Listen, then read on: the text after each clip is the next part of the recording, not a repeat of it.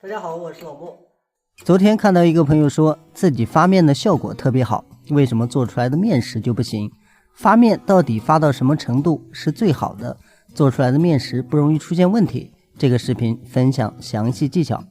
首先第一点，咱们家庭用的面粉一般都是中筋粉，它的好处呢就是比较容易发，新手也特别容易操作。第二条大家要注意，咱们在和发面的时候，这个酵母量不要太多，还有泡打粉在使用的时候呢，一定要注意好用量。如果说这个用量太大，咱们发面控制不了它的速度，最后做出来的面食就容易出现问题。正常用量1斤面粉放3克就可以了，对于咱们新手来说比较稳定。第三点咱们要注意的就是水量，一般咱们发面呢250到270克之间，不要过多。第四点咱们需要注意的就是水温，咱们这个温水呢一定要试一下，手放进去大概能撑个30-40秒，不会烫手，咱们再放入酵母。这个水温咱们倒入酵母之后呢，不会影响它的发酵效果，直接搅拌匀就可以了。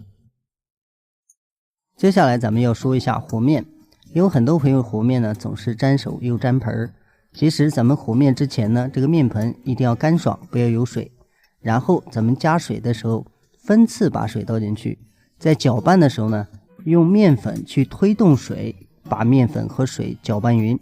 这样咱们和好面之后，一个是好揉，没有窝水现象，咱们在揉面的时候呢，能够更轻松的把它揉光，而且面盆也能沾得更光，这样就能很轻松的做到咱们说过的3光。和成团之后，咱们绕着这个盆边转上一圈，然后再简单的揉一揉，它就能够把面盆沾光，这样咱们揉制的时候手上也会沾光，揉成咱们画面中这样的状态，然后直接压扁。压一下这个面的意思呢，就是让咱们看到它发酵效果更加明显而已。另外咱们还需要注意，在发面的时候一定要覆盖严，不要有漏空气的地方，如果是那样，咱们发好的面团表面一层就是比较干，咱们在揉的时候很滑。另外咱们用蒸锅来发酵的时候，一定要注意好这个水温不要太高，咱们手放进去大概能撑个20秒，感觉烫，这个温度就是合适的。如果说太高呢，不合适。这样的温度咱们放上去，大概醒面的时间也就15到20分钟就可以发好。不过要切记的是，咱们这个容器呢，尽量选择薄一点的，这样更容易发。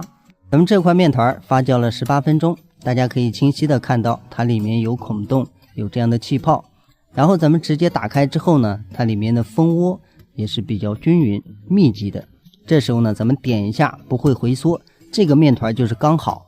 咱们再次把它包上之后再发一下，大家看一下效果。咱们又发酵了10分钟，由于上面没有盖呢，它表面这一层有点干。揭开之后大家可以看到它粘得更加厉害，而且变得更软。咱们轻按一下呢，这个孔会回缩回去，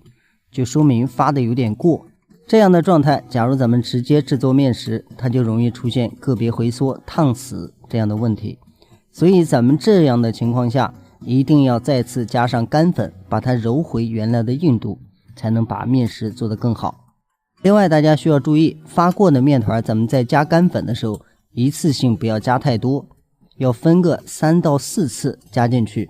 让面团的硬度恢复到比较合适的一个状态，这样咱们再来操作就比较简单，做好的面食效果也会更好。而且咱们还需要注意，揉面的时候一定要揉实，不要让它夹杂气孔，就像咱们画面中这样，大家看着它的硬度还可以，但是咱们切开之后呢，它里面的孔洞还是比较大的，